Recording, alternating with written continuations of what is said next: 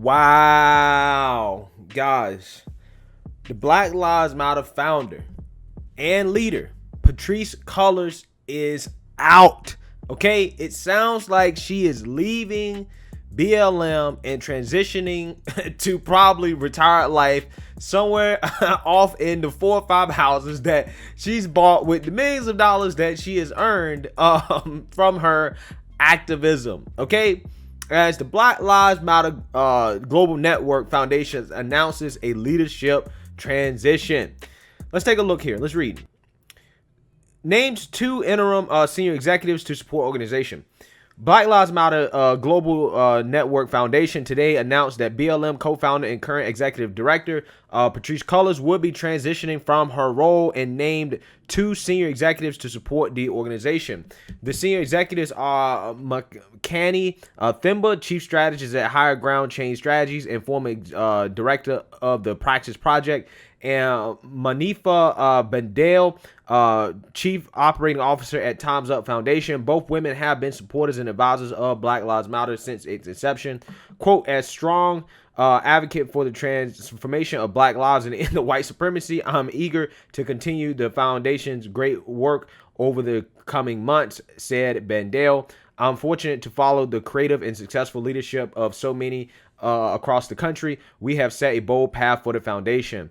Black Lives Matter Global Network Foundation leadership model is based on Ella Baker's philosophy that decision-making is more group-centered and inclusive when involving multiple people, and follows the origins of BLM and its founding in 2013 by 3 Black women. I guess it's not that inclusive when it comes to the money, right? Because apparently these chapters ain't receiving no money.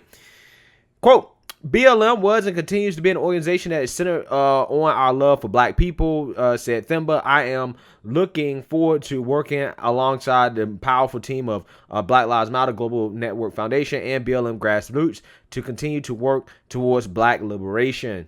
Cullors leads Black Lives Matter in a strong position to support grassroots art, culture work, and policy work that invests in the future of Black lives. During her tenure, Cullors helped the organization reach a number of milestones, including basically contributing to the destructions of communities and stuff like that. So they are listing her accomplishments. Okay, guys, this is how you know something funny going on here.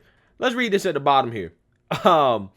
It says, quote, with smart, experienced, and committed people supporting the organization during this transition, I know that BLM is in good hands, said Cullors. The foundation's agenda remains the same: eradicate white supremacy and build life-affirming institutions. Between 2 senior executives and BLM Grassroots co-director Melania Abdullah, who is an original member of BLM and co-founder of its first chapter in Los Angeles, their immense talent will build a future where Black lives do more than matter. They will truly thrive. And then it says the 2 executives will lead BLM until the organization finds a new permanent team. In the interim, BLM remains committed to combating and counteracting acts of violence, creating a space for Black imagination, innovation, and centering Black joy through the arts.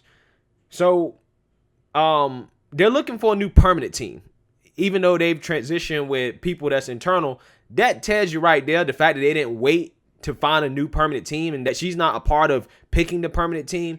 That tells you everything that you need to know about what's going on here, right?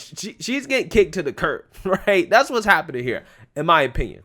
And it looks like she's out, right? So Patrisse Cullors is out. And guys, this comes as no surprise to me because the heat was being put on her. The pressure was being put on her. The media was on to her in terms of her lavish spending. Okay, and guys, this comes after time and time again of people questioning, where is the money? Where is the money going? Okay, because the chapters aren't getting the monies. The communities that they say they're helping aren't seeing the money. The only person that looked like they were seeing the money was Patrisse Cullors, the founder. She was the only person that seemed to be getting any type of money. Now, again, you know, the speculation is that maybe she got that money from her. I think she had like a book deal, or, you know, she signed some type of creative deal or whatever, right? But again, the lack of transparency was really the issue. And I really think that the media pressure has got to her at this point. I think that she's in a position now where she's made enough money to where she's probably set. She's probably set. And I think with the walls closing in, I think she's decided that, you know what, I'm going to go ahead and dip while I still can. I'm going to get out of here. You know what I'm saying? And I'm just going to skirt off into the distance and don't worry about this activism anymore. Okay? That's the game. Get rich, right? And then once you start to draw too much attention, go ahead and just ease out of the game. Okay? So I honestly don't expect to hear anything from her moving forward. Okay? I expect that she's probably going to go incognito.